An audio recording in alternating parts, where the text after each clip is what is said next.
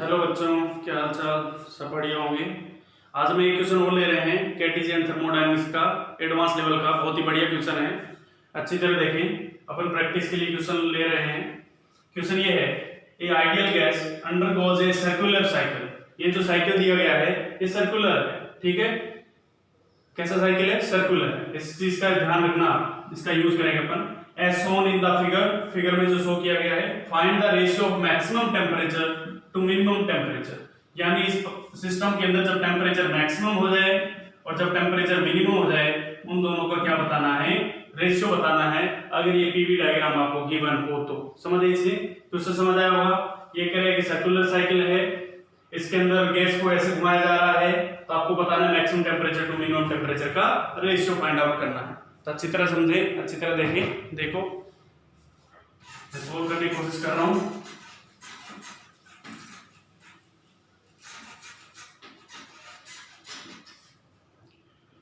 सबसे पहले इसमें देखें, अगर मैं इसको,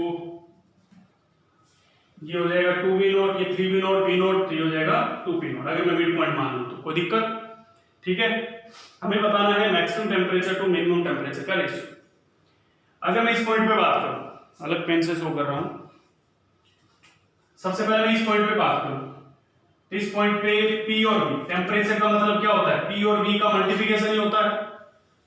टेम्परेचर का मतलब P और V का मल्टीप्लिकेशन ही तो है। जहां पे P और V का मल्टीप्लिकेशन मैक्सिमम होगा वहां पे टेम्परेचर भी मैक्सिमम होगा, और जहां पे P और V का मल्टीप्लिकेशन मिनिमम होगा वहां पे टेम्परेचर भी मिनिमम होगा।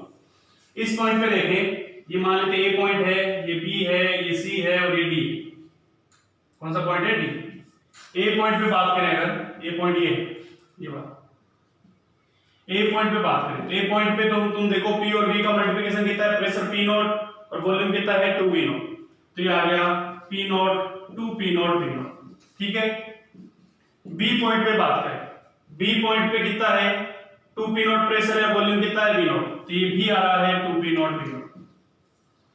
C पॉइंट पे बात करें तो C पॉइंट पे प्रेशर है 3p0 और वॉल्यूम है 2v0, तो ये आ गया 6p0 v0। D पॉइंट पे बात करें तो ये भी कितना आ रहा है? 2p0 और ये 3v0, तो ये भी आ रहा है 6p0 v0। क्लियर हुआ?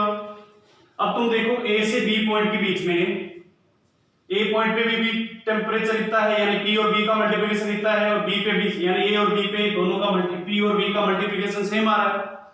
A पर भी उतना ही है, B पर भी उतना ही है, C पर भी उतना ही है 6p0 v0, और D पर भी 6p0 v0, यानी C और D पे भी बराबर है और A और B पर भी बराबर है।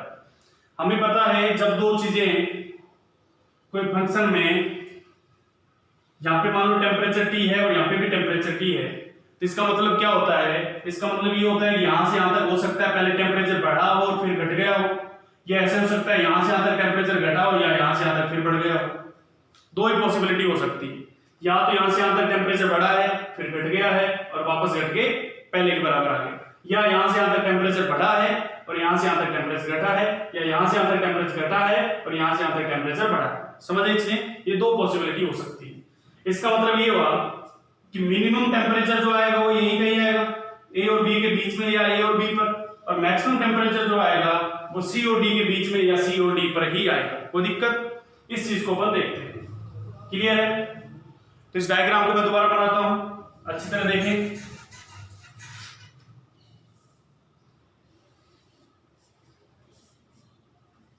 डायग्राम को दोबारा रिड्रॉ कर रहा हूं मैं अच्छे से समझाने के लिए।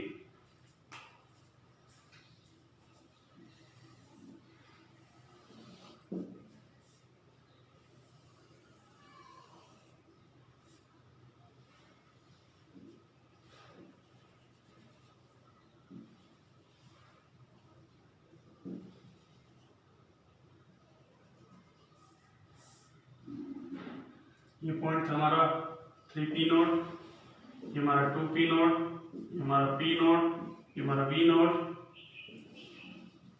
ये हमारा 2v0, ये हमारा 3v0। कोई दिक्कत? इसको रिड्रॉ किया। अब इसको मैं कैसे सोल्व करूंगा? देखिए मैं क्या कर रहा हूं, हमें पता है पहली बात तो ये सर्कुलर सेक्शन है। कैसा सेक्शन है? सर्कुलर। सर्कुलर सेक्शन का मतलब ये हुआ कि ये वाली डिस्टेंस और ये वाली डिस्टेंस बराबर होगी, क्योंकि सर्कल में रेडियस बराबर होती है। तो ये वाली डिस्टेंस और ये वाली डिस्टेंस बराबर हो। ये डिस्टेंस कितने के बराबर है? ये डिस्टेंस है भाई साहब p नॉट के बराबर। और ये वाली डिस्टेंस कितने के बराबर है? ये डिस्टेंस है v नॉट के बराबर। ये वाली distance 3v not minus 2v not, ये भी v नॉट के बराबर। ये वाली distance 2p naught minus p naught के बराबर। इसका मतलब ये कह सकता हूं p naught is equal to v naught और इज इक्वल टू मैंने क्या मान लिया? सर्कल की रेडियस r नाम दे दिया। p नॉट v नॉट को क्या मान लिया मैंने? सर्कल की रेडियस के बराबर मान लिया। ठीक है, क्योंकि p नॉट v नॉट बराबर है क्योंकि सर्कुलर सेक्शन है और उसको मैंने r रेडियस के बराबर नाम दे दिया। हमें पता है इस पॉइंट और इस पॉइंट के बीच में टेंपरेचर का मैक्सिमम आने की संभावना है, या इस पॉइंट पे आ सकता है या इस पॉइंट पे आ सकता है या इनके बीच में आ सकता है। तो मैंने क्या किया, एक जनरल थीटा पे जाके एक पॉइंट मान लिया जिसके कोऑर्डिनेट कितने हैं p, v। प्रेशर p है और v वॉल्यूम v। तो तुम बताओ ये रेडियस भी r होगी, तो इसका ये वाला कोऑर्डिनेट ये आएगा r cos थीटा हॉरिजॉन्टल और ये आएगा r sin थीटा वर्टिकल। कोई दिक्कत? तो अगर अपन कोऑर्डिनेट की बात करें तो ये हमारा है 2v not plus r cos theta, यानी v हमारे पास आ जाएगा 2v not plus r cos theta के बराबर। p और v इस कोऑर्डिनेट को माना तो v कितना आ जाएगा? 2v नॉट, ये ओरिजिन है तो ये 2v not plus r cos theta, ये क्या आ गया? x कंपोनेंट आ गया, यानी वॉल्यूम आ गया इस पॉइंट पे। प्रेशर की बात करें तो प्रेशर के लिए इस पॉइंट के कोऑर्डिनेट देखने हैं, यहां से मेजर करना शुरू करें तो ये हो गया 2p नॉट प्लस ये आए तो कितनी है? r sin थीटा, तो ये आ गया 2p not plus r sin theta. समझ आए इससे? क्लियर हुई बात? और हमें यहां अभी अपन ने शुरू में बात की थी कि अगर टेंपरेचर देखना है तो आपको p और v का मल्टीप्लिकेशन चेक कर लेना है। तो अगर मैं यहां पे p और v का मल्टीप्लाई करूं, p into v करूं तो इन दोनों मल्टीप्लाई करेंगे 2v not plus r cos theta into 2p not plus r sin theta. कोई दिक्कत? इसको अगर मैं खोल दूं स्क्वायर को यानी इस ब्रैकेट को, और हमें ये भी पता है v नॉट p नॉट भी किसके बराबर है? r के बराबर, जो कि अपन ने पहले देख चुके हैं। तो ये भी r हो गया, ये भी r, ये भी r, तो r स्क्वायर तो कॉमन आ जाएगा, r यहां से और r यहां से, तो r स्क्वायर कॉमन आ जाएगा। अंदर बचेगा 2 प्लस cos थीटा, इधर बचेगा 2 प्लस sin थीटा। क्लियर है? अगर मैं इसको अंदर मल्टीप्लाई कर लूं r स्क्वायर, इसको मल्टीप्लाई कर रहा हूं इन दोनों फंक्शन को, 2 और 2 जा 4 हो गया plus 2 sin theta plus cos theta को 2 से करूंगा तो 2 cos theta plus sin theta cos theta. कोई दिक्कत? समझ आई चीजें? pv इक्वल टू, इसको मैं लिख सकता हूं r स्क्वायर, इसको लिखा 4 प्लस, यहां से मैंने 2 कॉमन ले लिया, ये अंदर बच गया sin theta plus cos theta plus इसको मैं क्या लिख सकता हूं? sin theta cos theta. अगर मैं ऊपर नीचे मल्टीप्लाई कर लूं 2 से तो ये बन जाएगा 2 sin थीटा cos थीटा। ऊपर मल्टीप्लाई किया तो नीचे भी करना पड़ेगा, ऊपर नीचे 2 से मल्टीप्लाई किया, और हमें पता है 2 sin थीटा cos थीटा क्या होता है? sin 2 theta divide by 2। तो इसको मैं लिख दूंगा sin 2 थीटा बाय 2। कोई दिक्कत? समझ आई इसे? अगर इस फंक्शन को मैक्सिमम होना है, किसको मैक्सिमम करना था? टेंपरेचर को, और किसको मिनिमम करना था? टेंपरेचर को। अगर इसको मैक्सिमम होना है, टेंपरेचर को मैक्सिमम का मतलब p और v का मल्टीप्लाई मैक्सिमम होना चाहिए, तो इसका मतलब इसका डिफरेंशिएशन थीटा के रेस्पेक्ट में क्या हो जाना चाहिए? 0 हो जाना चाहिए। तो मैं क्या कर रहा हूं? Differentiation of pv with respect to d theta, और कितने के बराबर कर देंगे? 0 के बराबर कर देंगे। समझ आई चीजें? तो इस डायग्राम को मिटा दे रहा हूं मैं, कैलकुलेशन सोल्व करते हैं अपन।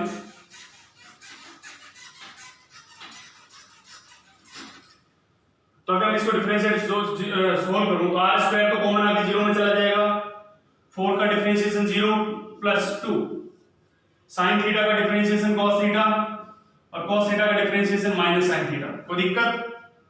Plus sin 2 theta, sin 2 theta का डिफरेंशिएशन cos 2 थीटा इनटू 2 और डिवाइड बाय 2 पहले से लगा इक्वल टू क्या कर दिया? 0। समझ आई इसे? क्योंकि डिफरेंशिएशन 0 के बराबर होना चाहिए। 2 से 2 कैंसिल आउट हुआ, ये 2 भी 0 में चला गया, यहां से बचा cos theta minus sin theta is equal to minus cos 2 theta. इसको इधर लेंगे, या तो आप इसको यहां से इक्वेशन सेटिस्फाई करा लो, या यहां से कैलकुलेशन आगे चली जाएगी जो थोड़ा लेंथी हो जाएगी। sin थीटा को cos थीटा के फॉर्म में या cos थीटा को sin थीटा के फॉर्म में करके क्वाड्रेटिक बनेगी, वहां से सोल्व कर सकते हैं। ठीक है? अगर मैं यहां से सेटिस्फाई कराना चाहूं तो थीटा को अगर मैं 45 लिख दूं तो तुम देखो cos 45 कितना होता है 1/√2, sin 45 भी 1/√2 माइनस 2 into 45 कितना हो गया 90 और cos 90 कितना होता है 0, 1/√2 माइनस 1/√2 यानी 0/0, 0 बराबर 0। इसका मतलब थीटा इक्वल टू 45 पे टेम्परेचर हमारा मिनिमम या मैक्सिमम आएगा। तो हमें पता है ये डिफरेंशिएशन किसके लिए किया था, मैक्सिमम के लिए।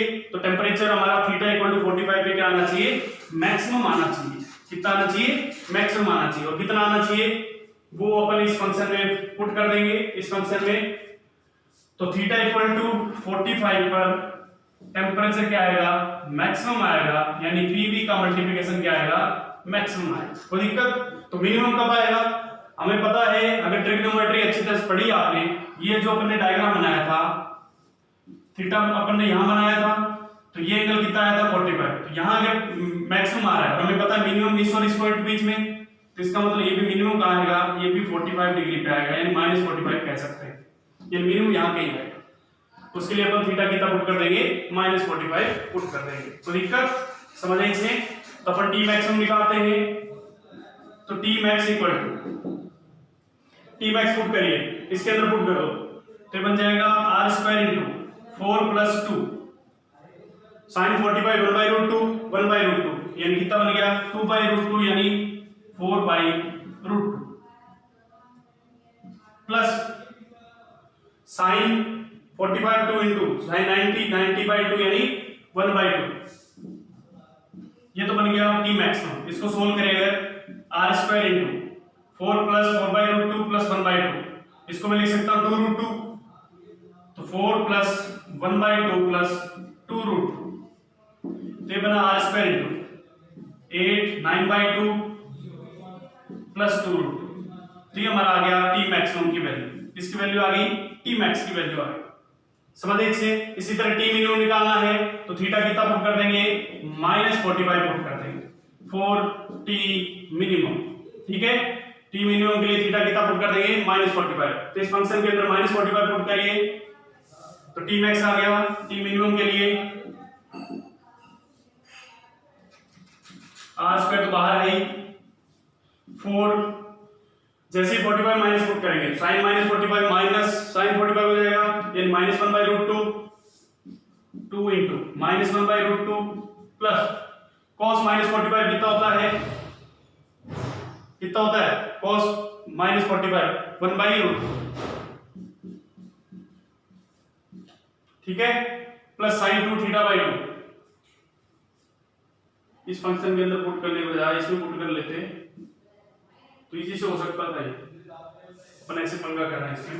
तो टी मिनिमम इस फंक्शन में पुट कर दीजिए, तो बन जाएगा 2v0 plus r cos theta यानी r/√2 माइनस के साथ, ठीक है। तो ये बन जाएगा 2p0 माइनस r/√2। क्लियर है? ये बन जाएगा पीवी मिनिमम। और मैक्सिमम के लिए इसके अंदर ही पुट कर लेते हैं अपन, ताकि इजी रहे कैलकुलेशन। तो मिनिमम मैक्सिमम आ जाएगा PV max equal to 2v0 plus r/√2 2p0 plus r/√2। हमें क्या पूछा था, T max upon T minimum पूछा था। ये टी मैक्स है और ये क्या है, टी मिनिमम। तो इसमें दोनों को मैं डिवाइड कर दे रहा हूं। दोनों को अगर डिवाइड करेंगे T max upon T minimum, तो तुम देखो ये भी r के बराबर है, ये भी r के बराबर, तो r सारे आके कैंसिल आउट हो जाएंगे। तो यहां पे बचेगा 2 + 1/√2 और ये भी 2 + 1/√2 का होल स्क्वायर, ये भी 2 + 1/√2, ये भी 2 + 1/√2 होल स्क्वायर हो गया। ये 2 - 1/√2, ये भी 2 - 1/√2, ये बन गया 2 - 1/√2 का होल स्क्वायर। समझ इसे? इसको अच्छी तरह सोल्व करेंगे तो ये बनेगा 2√2 + 1 का होल स्क्वायर, ये बनेगा 2√2 - 1 का होल स्क्वायर। कोई दिक्कत? अब 2√2 ऊपर नीचे अगर √2 से मल्टीप्लाई कर लें तो ये बन जाएगा 4 + √2, यानी बन जाएगा 4 + √2 का होल स्क्वायर अपॉन 4 - √2 का होल स्क्वायर। समझ आए इसे? जो आंसर दे रखा था वो इस फॉर्म में दे रखा था। क्लियर बात है? तो आपको अच्छी तरह समझ आया होगा। तो इस क्वेश्चन में क्या क्या बात है कि अगर टेम्परेचर की बात कर रहा है डायग्राम में तो आप पी और वी का मल्टीप्लिकेशन चेक कर सकते हैं। क्लियर बात है। मैक्सिमम की बात कर रहा है तो आप पीवी को मैक्सिमम कर दें, मिनिमम की बात कर रहा है तो पीवी को मिनिमम कर दें, और इस तरह आप क्वेश्चनों को ट्राई कर सकते हो। बहुत ही बढ़िया क्वेश्चन था, अच्छी तरह देखें और भी क्वेश्चनों की प्रैक्टिस करें। धन्यवाद।